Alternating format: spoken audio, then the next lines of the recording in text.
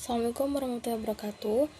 Perkenalkan, nama saya Yolan. Di sini saya akan mempresentasikan tugas individu yang saya kerjakan. Untuk jawaban yang pertama, komponen pembentuk pendapatan nasional atau PDB berdasarkan teori Keynesian terdiri dari 1. Konsumsi rumah tangga. Pengeluaran konsumsi oleh rumah tangga untuk barang dan jasa. 2. Investasi. Pengeluaran perusahaan untuk meningkatkan kapasitas produksi seperti pembelian peralatan, mesin, dan infrastruktur. 3. Belanja pemerintah. Pengeluaran pemerintah untuk barang dan jasa, termasuk infrastruktur dan layanan publik. 4. Ekspor bersih. Perbedaan antara ekspor dan impor. Jika ekspor lebih besar dari impor, maka ekspor bersih positif. Untuk jawaban yang kedua, grafik siklus bisnis dan grafik pertumbuhan ekonomi adalah dua konsep yang berbeda dalam menganalisis perilaku ekonomi suatu negara, dan keduanya menggambarkan tren ekonomi dari waktu ke waktu. Berikut adalah perbedaan antara keduanya. A. Grafik siklus bisnis. Grafik siklus bisnis menggambarkan fluktuasi ekonomi jangka pendek yang disebut dengan siklus bisnis. Siklus bisnis terdiri dari 4 fase utama, yaitu ekspansi, puncak, kontraksi, dan palung.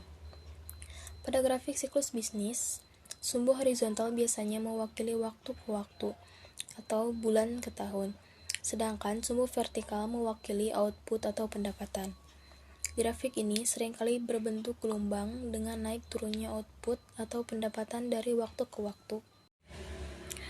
B. Grafik pertumbuhan ekonomi. Grafik pertumbuhan ekonomi menggambarkan tren pertumbuhan ekonomi jangka panjang suatu negara. Ini biasanya menunjukkan pertumbuhan PDB atau produk domestik bruto dari waktu ke waktu. Sumber horizontal pada grafik pertumbuhan ekonomi mewakili periode waktu yang lebih panjang, seperti beberapa tahun atau dekade. Sumber vertikal pada grafik ini mewakili nilai absolut atau persentase pertumbuhan PDB dari tahun ke tahun. Dan yang ketiga, pergeseran kurva penawaran dan permintaan agregat dipengaruhi oleh berbagai faktor ekonomi. Berikut adalah beberapa faktor yang mempengaruhi pergeseran kedua kurva tersebut. Yang pertama, perubahan dalam kebijakan moneter. Tindakan bank sentral seperti perubahan suku bunga dapat mempengaruhi tingkat investasi dan konsumsi, yang pada gilirannya mempengaruhi penawaran dan permintaan agregat. Yang kedua, perubahan dalam kebijakan fiskal. Perubahan dalam kebijakan fiskal seperti perubahan dalam tingkat pajak atau pengeluaran pemerintah dapat mempengaruhi tingkat konsumsi dan investasi, serta jumlah barang dan jasa yang ditawarkan dan diminta dalam ekonomi.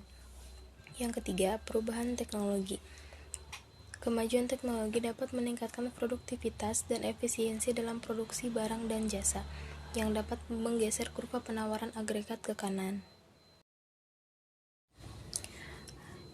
Yang keempat, perubahan dalam biaya produksi. Perubahan dalam biaya faktor produksi seperti tenaga kerja, bahan baku, atau energi dapat mempengaruhi biaya produksi perusahaan, yang pada gilirannya mempengaruhi penawaran agregat. Yang kelima, perubahan dalam harapan pelaku ekonomi. Perubahan dalam harapan tentang ekonomi masa depan dapat mempengaruhi keputusan konsumsi, investasi, dan produksi, yang kemudian mempengaruhi penawaran dan permintaan agregat.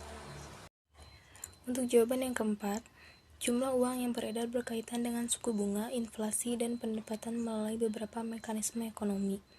Suku bunga yang rendah mendorong pinjaman dan investasi, meningkatkan jumlah uang yang beredar.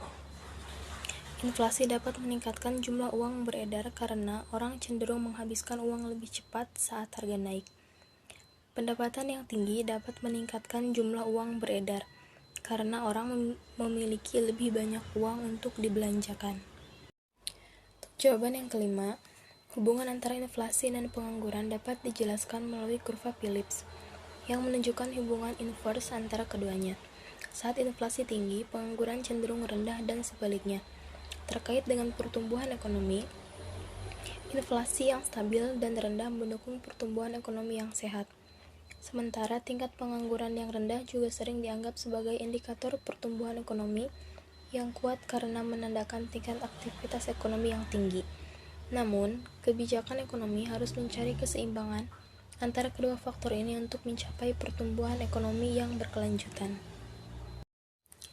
Sekian tugas presentasi yang dapat saya sampaikan. Terima kasih.